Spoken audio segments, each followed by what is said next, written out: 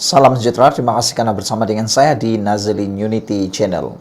Akhirnya, pas bayar hutang. Hutang yang melibatkan haraka daily, yang melibatkan jumlah yang sangat besar. Saudara-saudara sekalian, akhirnya apa yang kita tunggu-tunggu terjadi.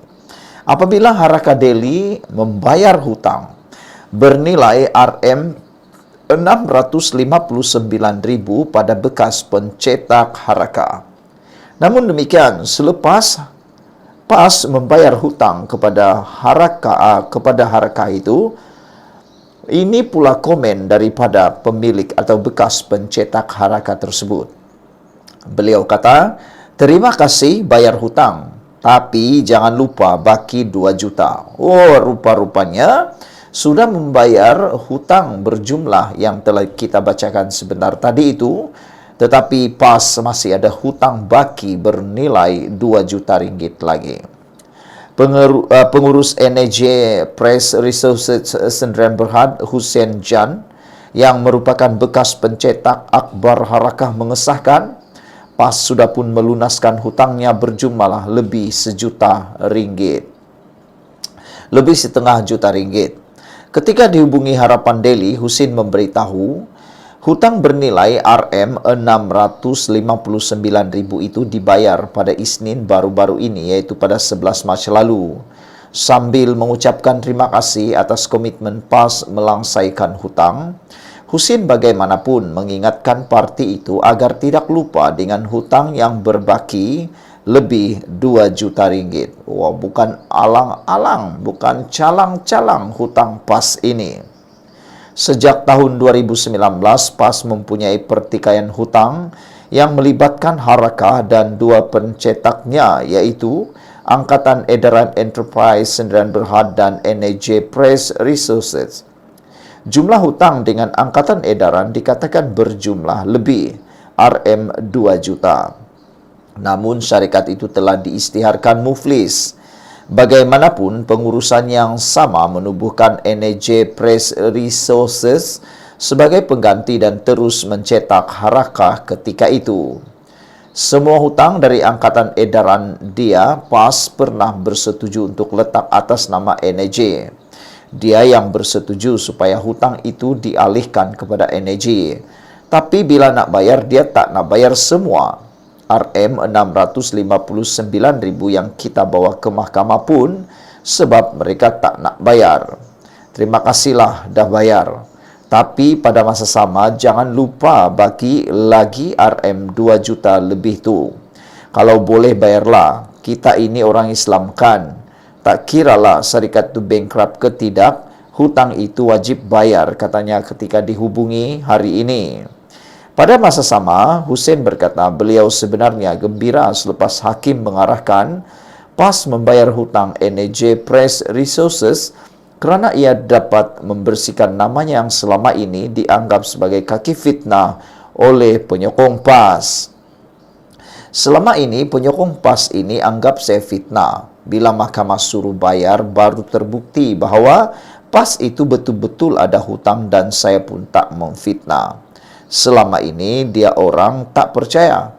Semua orang ingat saya ini pemfitnah. Sebelum ini, orang cakap Hussein Jan ini kaki fitnah. Benda ini walaupun berkait politik, tapi kena natural lah. Kalau dia dah bayar, kita jangan cakap tak bayar. Tak betul lah, katanya lagi. Pada 2019, tular notis yang mendedahkan jumlah tunggakan hutang akhbar rasmi PAS, iaitu Harakah, yang mencecah lebih Rm3 juta.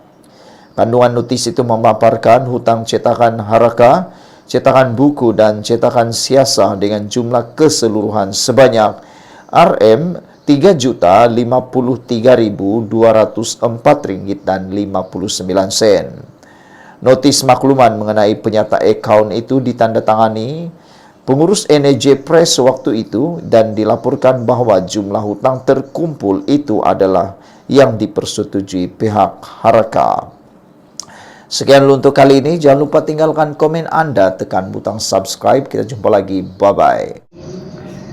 Salam sejahtera, terima kasih karena bersama dengan saya di Nazilin Unity Channel. Ini perkembangan terkini Najib Tun Razak yang kini berada di penjara Kajang. Pendedahan saksi di mahkamah membuatkan kita benar-benar terkejut dengan apa yang berlaku dengan Dana 1MDB. Saya yakin Anda tak akan pernah tahu pendedahan demi pendedahan yang berlaku di mahkamah.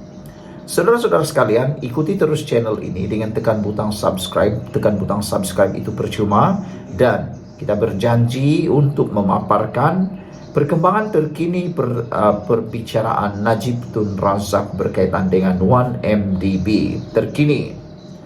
Dilaporkan oleh saksi bahwa dana 1MDB diguna untuk membeli hartanah di London dan New York.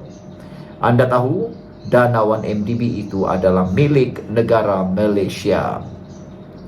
Bekas peguam 1MDB Jasmine Low memberitahu Mahkamah Tinggi hari ini sejumlah $15 juta yang datangnya daripada 1MDB dimasukkan ke dalam 2 akaun bank berpengkalan di Switzerland sebelum digunakan untuk membeli hartanah di London dan New York. Yang menjadi pertanyaan daripada netizen berkaitan isu ini ialah mereka ingin mengetahui hartanah itu dinamakan atas nama siapa?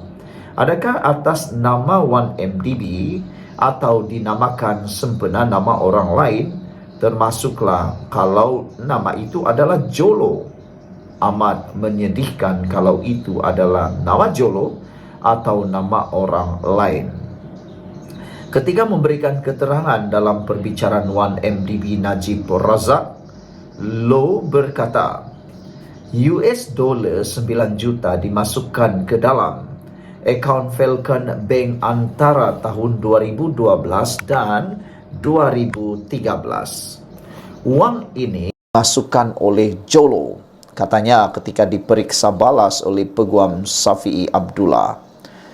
Jasmine Low yang meninggalkan negara pada tahun 2018 tetapi kembali pada Julai lepas berkata, dia penandatangan yang diberi kuasa atas akaun-akaun tersebut dan mempunyai kawalan ke atasnya. Katanya, Jabatan Kehakiman DOJ Amerika Serikat memulakan prosiding mahkamah dan akhirnya melucutkan hak ke atas semua wang dalam akaun tersebut serta kedua-dua hartanah dengan persetujuannya. Iuran guaman saya dibayar daripada akaun-akaun tersebut, katanya. Di soal lanjut oleh Safi'i, Jasmine Low berkata, Jolo mendakwa wang itu bukan datangnya daripada 1MDB tetapi siasatan DOJ mendapati sebaliknya. Menurut Jasmine Low, hartanah di London yang dibeli pada tahun 2014 adalah bernilai 1,8 juta euro. Wang itu datang daripada akaun Falcon Bank, katanya sambil menambah, hartanah terbabit diubah suai untuk disewa. Bagaimanapun ini tidak dilakukan kerana media melaporkan isu 1MDB dengan meluas pada 2015. Jasmine Low yang juga saksi pendakwaan ke-50 berkata, hartanah di New York itu bernilai kira-kira 4,5 juta $. Katanya, Low memberitahunya bahawa dia telah mengatur $15 juta untuk pelaburan menerusi pelbagai entiti seperti Affinity Equity Investment dan Blackstone Real Estate Corporation. Saya kini dapat tahu bahawa Eric Tan, rakan kongsi Jolo, terlibat dalam pelaburan menerusi salah satu syarikat itu, katanya. Menurut DOJ, lebih $4 bilion dicuri daripada 1MDB dan dibelanjakan untuk membeli karya seni, berlian dan hartanah. Ditanya sama ada Jolo cuba mengesahkan hasil yang menyalahi undang-undang menerusi pembelian itu, Jasmine Low menjawab, Jolo orang kaya, dia juga menguruskan dana untuk orang Arab. Saya tidak tahu Jolo melakukan semua ini, katanya. Jasmine Low turut menolak cadangan Safi bahawa dia membuat perjanjian dengan SPRM memandangkan dia menghadapi 2 pertuduhan penggubahan wang haram. Pada tahun 2018, Jasmine Low didakwa secara in absentia atas tuduhan penggubahan wang haram membabitkan sejumlah $5.99 juta. Jasmine Low berkata dia menyerahkan perkara itu kepada peguamnya dan tidak hadir ke mahkamah untuk kes itu. Safi bertanya, adakah anda tahu status kes itu? Jasmine Low menjawab, saya bersedia membela diri. Safi berkata, adakah anda memberi keterangan yang tidak berpihak kepada Najib dengan harapan tuduhan anda digugurkan? Jasmine Low menjawab, saya tidak setuju dengan cadangan itu. Najib berdepan 25 tuduhan penggubahan wang haram dan salah guna kuasa berkaitan dana didakwa milik Wan MDB yang dimasukkan ke dalam akaun M-Bank-nya antara Februari 2011 dan Disember 2014. Dipetik daripada Free Malaysia Today, dipetik daripada Sabudin.com. Sekian dulu untuk kali ini. Jangan lupa tinggalkan komen anda, tekan butang subscribe. Bye-bye. Selamat malam, salam sejahtera. Terima kasih Anda bersama dengan saya di Nazilin Unity Channel. Isu hangat petang ini ialah berkaitan dengan Wan Saiful Wan Jan yang tidak hadir ke SPRM. Menjadi tanda tanya daripada netizen semua ialah, apakah tindakan yang mungkin akan dikenakan terhadap Wan Saiful Wan Jan? Adakah beliau bakal direman atau sebaliknya? Ini rupa-rupanya yang berlaku. Anggota Parlimen Tasik Gelugur Wan Saiful Wan Jan tidak hadir ke Ibu Pejabat SPRM di Putrajaya hari ini. Netizen mula mengeluarkan beberapa kenyataan ramalan. Mereka kata, adakah Wan Saiful takut? Adakah Wan Saiful memang tak ada isu? Atau Wan Saiful sengaja membuat-buat cerita, kata mereka. Jadi oleh sebab itu, kata netizen, mungkin Wan Saiful tidak berani berhadapan dengan PDRM. Namun rupa-rupanya inilah yang berlaku. Dia antaranya berbuat demikian susulan tarikh yang ditetapkannya didakwa tidak sesuai, selain membangkitkan soal kekebalan anggota parlimen dalam Dewan Rakyat. Keputusan Wakil Rakyat Bersatu itu diberitahu oleh peguamnya Chetan Jetwani menerusi surat bertarik 14 Mac dan disahkan sebentar tadi. Sebelum ini, SPRM mengarahkan Wan Saiful untuk menghadiri ke sesi itu pada jam 3 petang susulan dakwaan. Dia ditawarkan ganjaran untuk menyokong Perdana Menteri Anwar Ibrahim. Jetwani berkata bahawa pihaknya menghantar surat tersebut sebagai jawapan kepada notis seksyen 30 dalam kurungan 1 kurungan E Akta SPRM, perintah hadir membantu siasatan.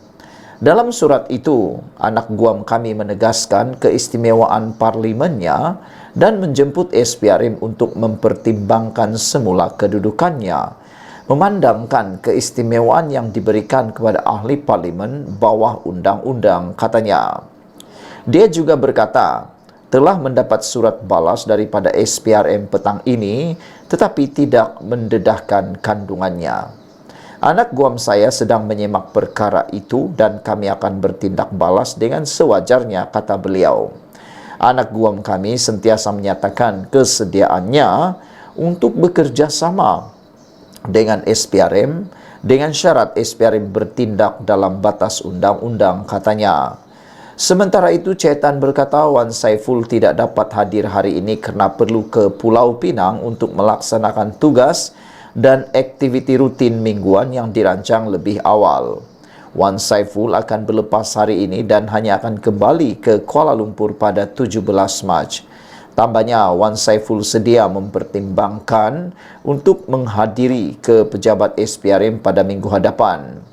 Seperti yang telah dimaklumkan kepada pihak SPRM sebelum ini, anak guam kami sedia memberi kerjasama sekiranya pihak SPRM dapat menunjukkan kenapa Akta Majlis Parlimen Keistimewaan dan Kuasa 1952 boleh dilanggar dalam kes ini, sedangkan ucapan yang diberikan anak guam kami adalah di Parlimen.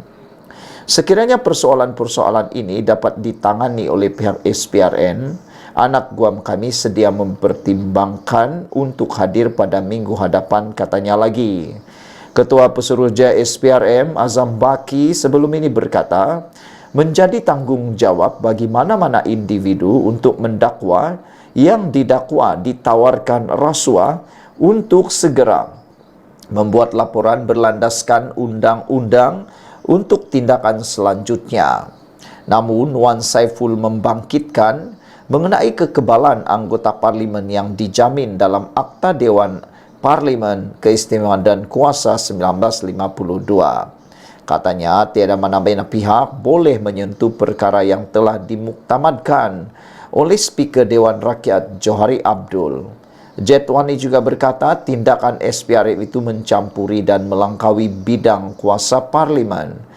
Ia boleh dianggap sebagai tindakan yang menghina majlis serta menggugat ahli parlimen untuk membuat apa-apa ucapan untuk kepentingan rakyat dan demokrasi berparlimen di Malaysia.